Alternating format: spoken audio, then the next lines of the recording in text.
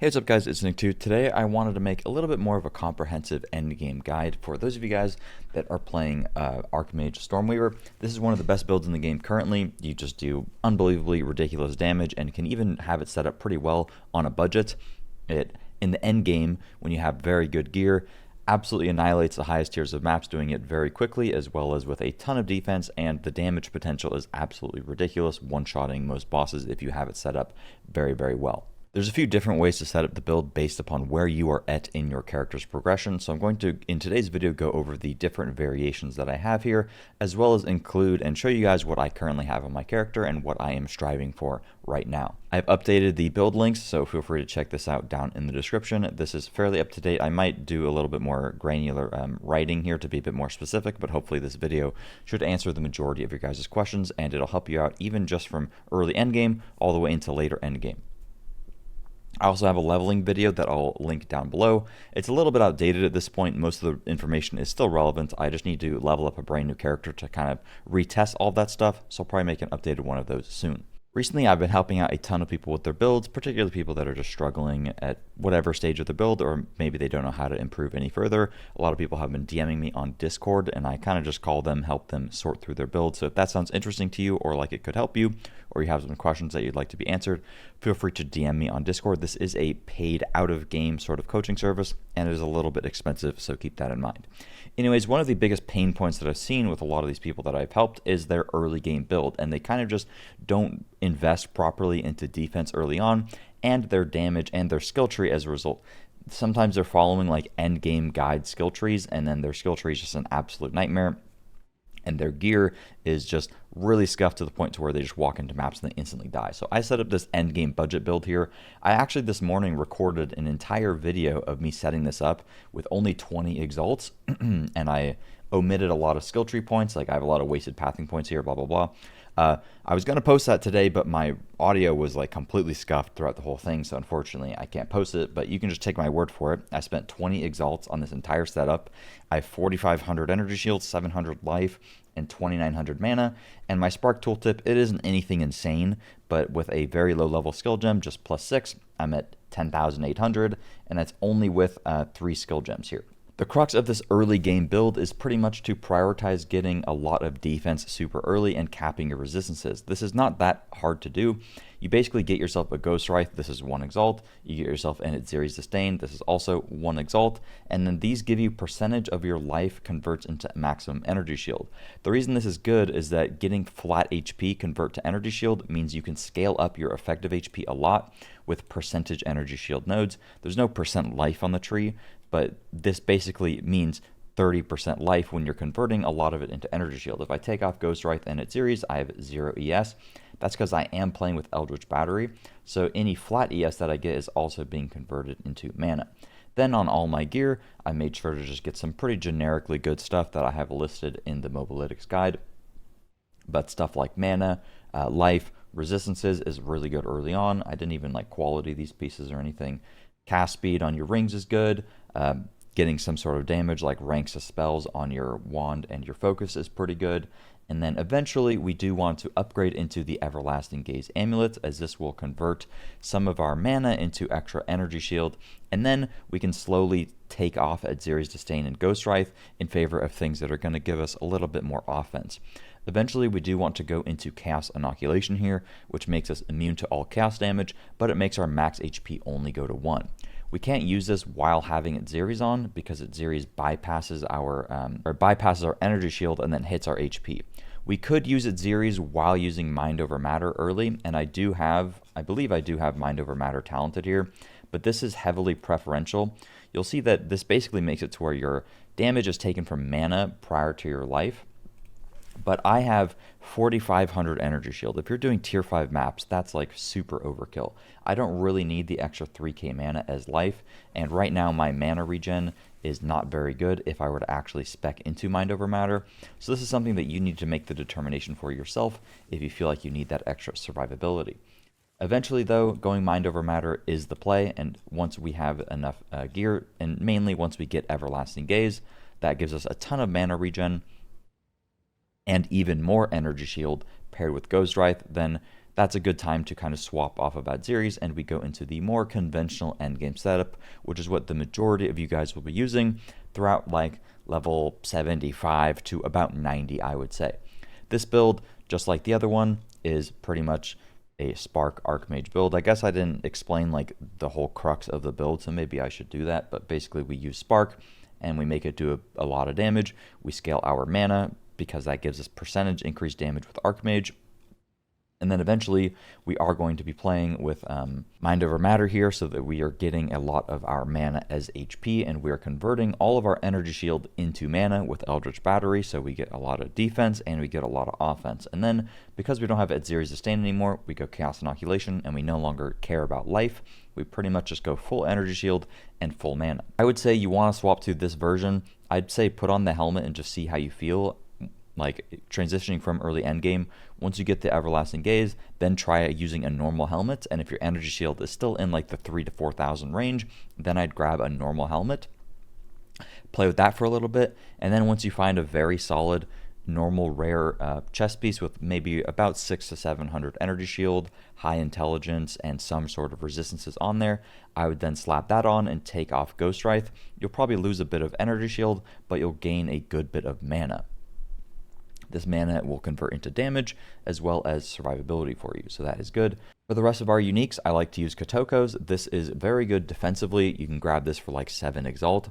This basically just makes mobs instantly stunned, so it is helpful defensively, and I do eventually swap off of this, but I only do once I feel like my gear is actually good enough and I do really high damage. But early into mapping, this just helps you out a ton. Now I have the version where I think most people are going to cap out at, and this is pretty much where my character is currently, which is kind of just a crit setup of the skill tree. The major difference between this version and the previous version is your gear is a little bit better, you're closer to around level 90, and you can now start to sacrifice some of the energy shield percentage nodes in the skill tree in favor of more damage. Which nodes you want to actually swap out is entirely up to you, and which other ones you want to spec into is also up to you. There's a little bit of preference here, but you could feel free to just copy paste this exactly how it is. My character has it slightly different setup in game, but mostly the same. Basically, there are some energy shield nodes such as these ones and a lot of the recharge ones that we're going to simply just opt out of once you get enough flat energy shield on your gear, and you could still run comfortably around 3,000 to 4,000 energy shield. Then you can just reinvest those points straight up into damage, and namely where we can gain a lot of damage is through a lot of crit related nodes. I might actually update this because I like some of there's these crit related nodes over here which are very, very good. I need to math it out a little bit, but there's these ones down here. We changed the pathing so we go up and then to the side rather than all the way up the left side. We lost some skill effect duration, but that's okay because we're going to have more than enough damage to where everything almost instantly dies as a result of having all this crit. And then I also opted to go for, I've been messing around with this. I'm not sure I really think it's necessary, but it is helpful. Feel free to swap this out depending on your preferences. And then there's just some crit nodes up here, some crit nodes right here, which are also pretty good. And that is basically the biggest difference, just swapping out of energy shield, kind of just going more of a glass cannon variation. And then you should have a little bit more mana by this point. So my current character has about 5,000 mana and 4,500 energy shield, and if I were to swap out of these points, I think I would have roughly 3,500 energy shield and a little bit more damage. This is just a full damage variation of the build, which feels very, very good to play, and that is where I am at currently. The last variation that I have listed on here is a very endgame and expensive setup. Basically what this build does is you lose even more of those energy shield nodes. We just ditch them completely, and we even go up the left side here, and it's just all about damage, just damage, cast speed, damage, and we go, our only defensive layer is Mind Over Matter. So for this build to work, you basically need extremely good gear because you need to have a high mana pool. If you have this set up properly, which I've helped multiple people do, you have like Dream Fragments paired with Ingenuity Belt. Ingenuity Belt is scaling the Dream Fragments, and then you have high mana, high energy shield rolls on every single piece. You can have up to 7,000 to 8,000 mana, and then you're just doing the most disgusting damage. Somebody that I helped out set this up. He had a crazy amount of currency. He got up to 280,000 Spark DPS while having 7,000 mana. And this build literally one-shots everything, and something nice about this version is you can also grab an Amulet with Spirit on it, and then you could try to even add a Cast on Shock with Lightning Conduit to one-shot cheese a lot of boss fights. You don't need that, but that is an option. This is something that I have here. There's a lot of different ways to set up the pure mana variant, but it is all very gear intensive, and 99% of people will never get there. They'll mostly cap out here, which is where I'm at, and it is perfectly fine to cap out here because I'm already doing, very high tiers of maps and killing all the uber bosses with pretty much no issue. So now that we've gone over the different variants, let's go over some generic information. When it comes to Spark and what skills we want actually on here, I have it written down on the Mobalytics link, so feel free to check that out. But I would pretty much, under all circumstances, always take Acceleration, Considered Casting, Inspiration, and Arcane Tempo. I think all 4 of those you want pretty much all the time. Inspiration is maybe the only exception if for some reason your mana recovery is insane, but most of the time it won't be. The last slot is pretty much preferential and based on what you're doing. Early into the build, you might want Persistence so that you have more duration on your sparks there. Currently, I play Lightning Exposure. This is because when I'm doing maps, I have a whole bunch of exposure built into my character here. I have all this exposure stuff, so when I'm doing maps, being able to instantly apply that exposure is a huge damage increase and pretty much ensures that I insta one-shot most mobs, and there isn't anything else that's going to give me as much instantaneous damage. But when you're early into the build, you want to have the lightning exposure on your Orb of Storms, and you just apply that manually on high health mobs like elites or bosses, and you'll get that exposure as well. Other notable skill gems for Spark is going to be Controlled Destruction prior to the crit variation of the build. That is pretty good. Or you could go with Mobility. I don't really notice this being very good because a lot of the time I just maintain full movement while I'm walking through the maps anyways. Unleash has some niche use cases, but I don't think it is particularly valuable there. That's how I would orient my Spark. Make sure that you quality up your Spark and try to get the highest level skill gem that you possibly can. Qualitying it will give it an additional 4 projectiles, which is pretty powerful. Then we have Archmage here, just gives us more damage based on our mana. If you get one at level 20 and then you put in level 1 Lightning Mastery, it will give it an additional 1% damage scaling per 100 mana. I currently have almost 5,000 mana, so this is giving crazy returns on damage. And also make sure you quality this very early on. It is worth the investment. Gem Cutters Prisms are very cheap, so I would just go to the currency exchange, grab some Gem Cutters, and slam it into this. That's a lot of extra damage for you. Conductivity here we have with Hex Bloom and Heightened Curse. This just gives us more lightning. It reduces the lightning resistance of mobs, which also works with exposure. So we bring mobs into negative resist territory. Very good for bosses or early into the build, high elites. And I'll show you guys a quick little weapon swap thing. I'll leave a timestamp to a video where I explain exactly how to do it. But basically, we assign our weapon set 2 to have all of this curse related stuff. And then our weapon set 1 is just set to generic damage stuff. And then we bind our conductivity to our weapon set 2 only, and then manually swap everything else to just weapon 1. So now if I curse, it swaps out my second weapon, and then I gain all this percentage curse effect, which basically makes it reduce the mob's lightning resist even more. On a weapon swap, I have Blink, so I basically do the same kind of thing. I deactivate Archmage on my second weapon, but I activate Blink on the second weapon. And this makes it to where when I weapon swap, I can just blink around for a bit more mobility there. Orb of Storms, you want Strip Away paired with, if you're not playing Lightning Exposure, you put Lightning Exposure on your Orb of Storms, and then you play Strip Away, Font of Mana, and then Conduction. At this point in the build, I pretty much never play with Orb of Storms. The only time I do is when I put Lightning Exposure on it for bosses, and then I put on Persistence on my Spark, or I put on Overcharge, which makes me do more shock magnitude. But that is pretty much only for bossing. Mana Tempest, I throw down every once in a while with premeditation, so it just gives us more damage. This gives you percentage increased damage gain as lightning. It's very good early into the build, but as you get further on, you gain so much extra damage as lightning via Archmage that this is heavily DR'd, and the value of it is a lot less. But it does give you chain and fork, so only use this when basically there's very high density of mobs, or you really need the extra damage, but you don't want to stand in it for very long, or else you're going to absolutely annihilate your mana. I'd recommend just staying in it for like a second and then moving out. That is how you want to deal with that. Now let's talk about gear. The most important thing is your wand. I would prioritize ranks to level of spell skills. Second to that, prioritize a good spell damage roll, and then mana.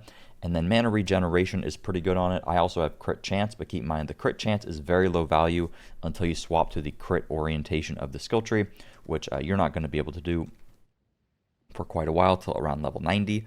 So keep that in mind. Other stuff there that's good. I have listed in the Mobalytics build link. For your focus, you want to prioritize spell skills +2. And oh, you can also get cast speed, but getting cast speed on a wand will make it way more expensive. And if you get a high enough spell damage roll, that actually evens out how much damage you get from the cast speed. And if it has spell damage, it'll just be cheaper, I found. And you only want cast speed to a certain point. If you get too much cast speed, then you're not going to be able to maintain it with mana. So getting cast speed and raw damage, it's all a balance. On your focus, similar stuff to the wand, you want to get a high energy shield roll, and then you can get spell damage or mana. Those are pretty much interchangeable. It's either would you want damage or do you want survivability. And then you can get +2 to all spell skills. That's the most important. And then cast speed and some sort of resistance, or you can get mana regen or even crit chance. The rest of the gear, I'd say the most important thing is getting a chest piece with very high energy shield. You can get one of these for like 2 or 3 divine. Try to get it to around 800 to 900 energy shield ideally, and then int and fire res are the other things you want to roll. Keth Raiment always has the implicit of increased mana regen, and I believe Altar Robe it is. I'm not 100% sure, but there's another one with an implicit of energy shield recharge, which is pretty helpful as well. Helmet, you want to go for high energy shield, mana, resistances, and you can also get rarity on helmet. A good energy shield is about 250 plus with a good amount of mana on as well. And if you're playing the crit setup, you can also get crit chance as a suffix here, so keep that in mind. Amulets, you want to have Everlasting Gaze. I'll talk about Anoints in a bit. Rings, I would prioritize getting mana, cast speed, and all resistances. Getting resistances is very important. If you have all resistances via prismatic rings, that's good. Breach rings are technically the best because they come with a huge flat mana roll, and then you can quality up higher to get a ton of mana. But a Pearl Ring with implicit cast speed is also pretty good, and I'd recommend, once the build is set up pretty well, getting increased mana regen in the suffix is also quite good, because mana regen, if you have a lot of cast speed, is very good to have. Rarity and flat mana also important.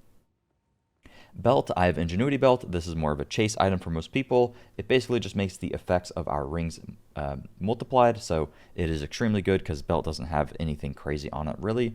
This is expensive. I would never buy one that's under 60%, so keep that in mind. It's about a 20 divine investment for one above 60%. Until you get this, it's perfectly fine to not have it. It's not make or break for the build. It's just a nice damage increase because you get more cast speed, basically, and it helps with just like rings have such good stats on them, so it just helps by boosting those up. Otherwise, on a belt, aim for just flat mana and resistances. That's the only thing you care about.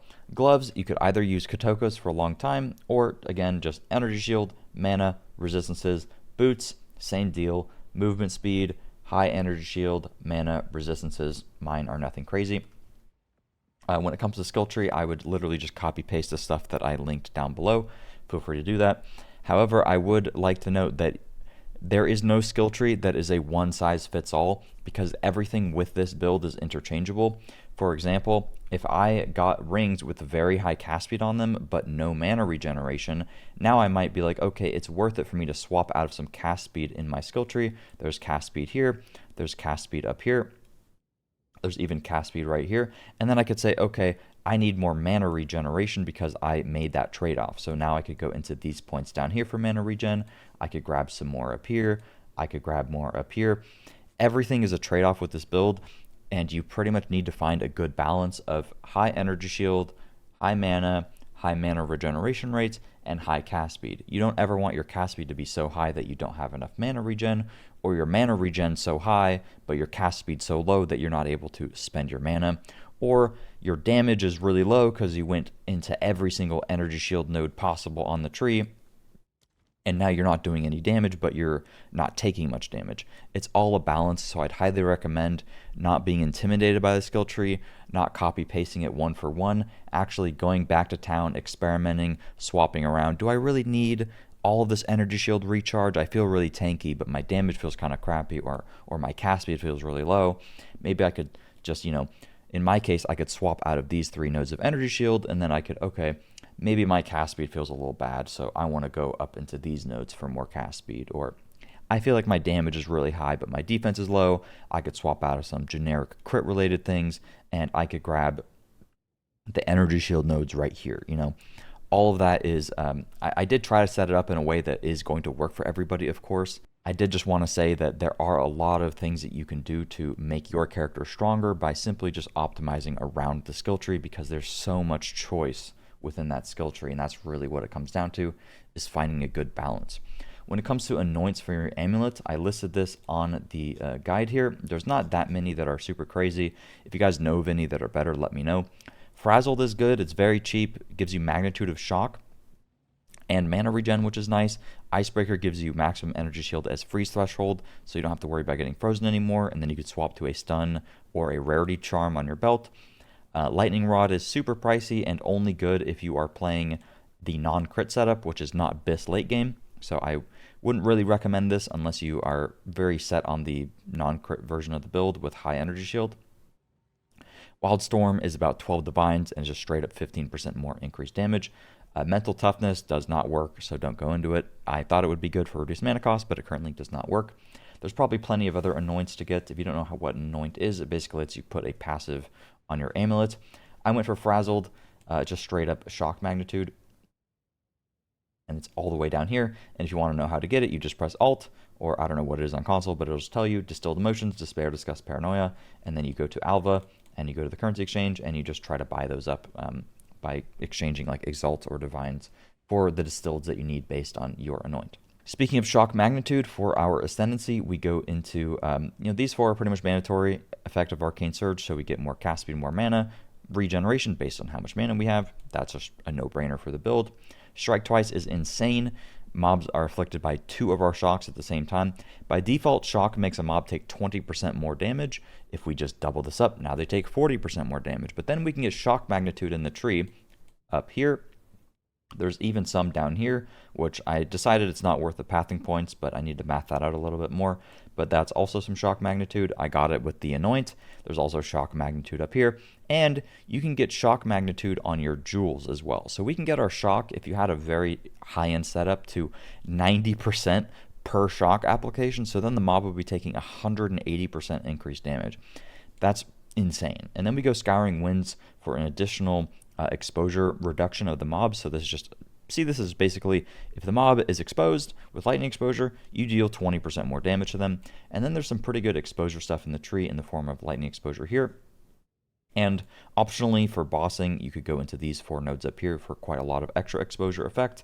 I run around with the exposure on my Spark here, so I could even make the argument it's worth for me to drop a little bit of crit stuff and go into that, because that's pretty good. One thing I literally forgot that I was using is this Metamorphosis Diamond. I got this from, I think it was killing the Arbiter or a Breach boss. I don't remember which one. But if I put it right here, I'm able to get Wildstorm. This isn't ideal because you want to anoint Wildstorm, but I don't want to spend the Divines on that right now. So I just spent a few pathing points to go down here. Other jewels that are good, you want to prioritize getting at least 1 jewel with percentage mana on kill. I'll see if I got one. There we go. This one is pretty crappy, but it has mana percent on kill. It's very, very nice, especially if you're having mana issues. You just slam this on, boom. Anytime you kill mobs, you get a ton of your mana back. Otherwise, really good ones. I need to put another one here. Do I have one on my inventory? I need to grab one from my stash probably. But otherwise, magnitude of shock you inflict, or magnitude of damaging ailments you inflict, like this one, very, very good. And then otherwise, some generic stuff like crit damage, crit chance is pretty okay. Energy shield stuff, when you're playing more energy shield related, is quite nice, like maximum energy shield or percentage energy shield, faster recharge, or even energy shield as stun threshold. One quick little side note about stun is that I did spec these 2 nodes in the skill tree for some stun recovery and stun threshold. There's even more up here if you are really having a problem with stun, and that is like annoying the ever-living hell out of you. Or you could just anoint Icebreaker and then use a charm on your thing to give you immunity to stun. I personally don't get stunned very often, so I did not opt for that. My Spark is a little bit higher with Wildstorm now, nothing crazy. And now I figured, let's just do a map. I'm sitting here trying to find like the best place to do a map for you guys, and then I went and I had to grab a map out of my stash, and then I completely lost where I was. So can we all agree that navigating the Atlas is one of the worst things in video game history? Like, why can't I completely zoom out? I think the thing would literally explode. I had a really good one that was, I wanted to do one that was irradiated and +1 monster level, but this is the best one I could find without losing my mind. I'll do a tier 16 map. Here are the modifiers, and let's go. Here's my current character. Nothing insane. I plan to swap over to the pure mana setup with dream fragments and whatnot pretty soon, but this is what I got going right now. I muted in-game audio because I want to make sure I don't have audio issues like I was having before, because that was not fun. But in terms of gameplay, the build's pretty easy to play with. In the other build links, you'll see that I have what do I have on there? I have Flame Wall. I don't play with Flame Wall anymore. The reason for that is once you do enough damage, you simply just don't really ever need to put the Flame Wall down, and it's pretty redundant. It's helpful for bosses. I was playing with it on bosses for a while. I think at one point I just swapped around my skill gems, and it has been lost to the stash, so I don't really have it. Most of the time I just walk around and I tap the mobs, or I tap sparks so that I retain a lot of movement. Something that I see people do a lot that I've helped is that they play with click to move. And click to move is perfectly fine if you're like, good and you're high APM. Unfortunately, a lot of these people that I've helped aren't necessarily the best video game players, so when they go to play, they kind of they wait until they see the mobs, and then they're not simultaneously left clicking and right clicking. So they're not casting, oh my goodness, chill out, dude. They're not casting while they're moving, and that is a huge problem. Or they're having problems like moving their character while casting. So if you're having any of those issues where you're getting surrounded by mobs a lot and you're playing click to move, I would highly recommend WASD or slamming in a controller. Other tips for the build: if you're early on and your damage is pretty weak, you want to, as you are tap clicking, every once in a while put down a Mana Tempest and cast like 1 or 2 times in there. If your Mana Tempest is quality, you will gain the extra damage from the Mana Tempest and the extra forking ability for 1 second after leaving it. You don't want to stay in your Mana Tempest for too long, because if you're in it for too long, well, then you'll just drain all your mana, and that is very, very bad, especially if you're playing Mind Over Matter. Your mana is your HP. You don't want to just literally kill yourself, right? Otherwise, early into the build when your damage is low, you want to, anytime you see an elite, if it like takes you a second to kill them, right, you want to put down your Orb of Storms for lightning exposure. You want to put down, let's grab this.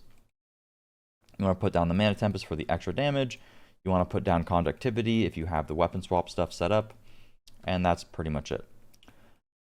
I haven't played my character fully set up in a bit here. I literally just threw this together. Usually I would probably optimize, like min-max my skill tree a little bit more. Right now, what I'd probably do is drop a bit of my energy shield percentage nodes that I have and just go for a bit more damage, because I feel like my damage is okay, but not as high as I really want it to be currently. But that's perfectly fine. Let's see. Oh, what's up, dude? How you doing? Otherwise, I mean, you can see it's pretty decent. This is like the highest tier of map you can do, and stuff pretty much just dies. I guess it could be slightly higher, but is pretty decent, and I'm pretty happy with it. And this is not like a super expensive version of it. The only thing that's expensive is my belt, my Ingenuity belt.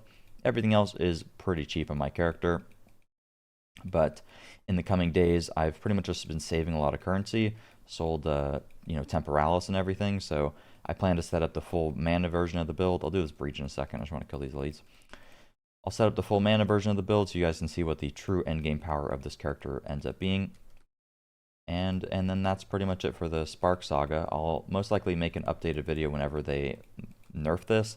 I think they're going to nerf Archmage, if anything, or Energy Shield. But I don't think it'll be nerfed too significantly, but we might have to make some changes based on any balancing that they do. Otherwise, I'll make an updated leveling build. And then that's pretty much it. But you can see I apply quite a lot of shock to the mobs, currently 55% with my jewels. Let's go do that breach. 55%, not too bad there. And the lightning exposure is a similar value. You could have, with really, really BIS jewels, you could be applying just an absolutely disgusting amount of shock magnitude. And that makes you just do really, really good damage, especially against bosses. You just apply that and you can Omega Blast. Do this breach. See how it goes. I didn't mention the Orb of Power, Surge of Power thing, but you just want offhand with Chiming Staff. I mentioned that in all the other videos. There's so many little things you can do to min-max that like I kind of just neglected to mention, because there's just so many little things that I mentioned throughout my videos. I do have all of it in the planner, but yeah.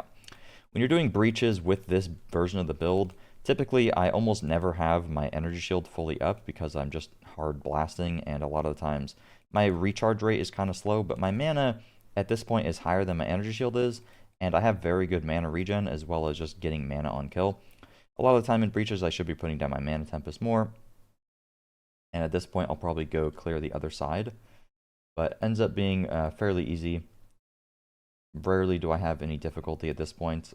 Depends on like monster modifiers, I guess. But yeah, the build has been really, really cozy as of late. Getting more damage, like I thought that swapping over to the crit variant would be harder to play with. I could have played that better. I probably should have gone to the other side. I thought the crit variant would be harder to play with. I thought it'd be like, okay, I'm losing some survivability, so I need to play better. But actually, I kind of gained survivability because my damage went up so significantly. It's really just a matter of having enough mana to sustain going, like ditching all of your energy shield related stuff. But yeah, I'm going to pick up the rest of this crap. Hopefully you found the video helpful. Thanks for watching. And if you need help, feel free to just DM me on Discord. I have been helping people out quite a ton recently. So yeah, that's pretty much it. Thanks for watching, and I'll see you guys later. Peace.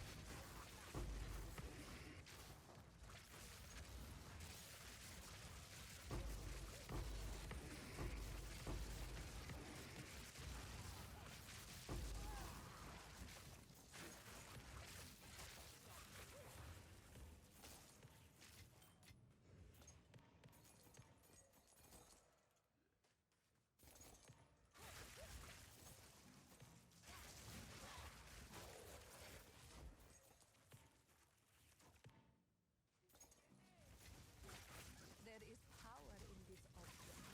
I can feel it.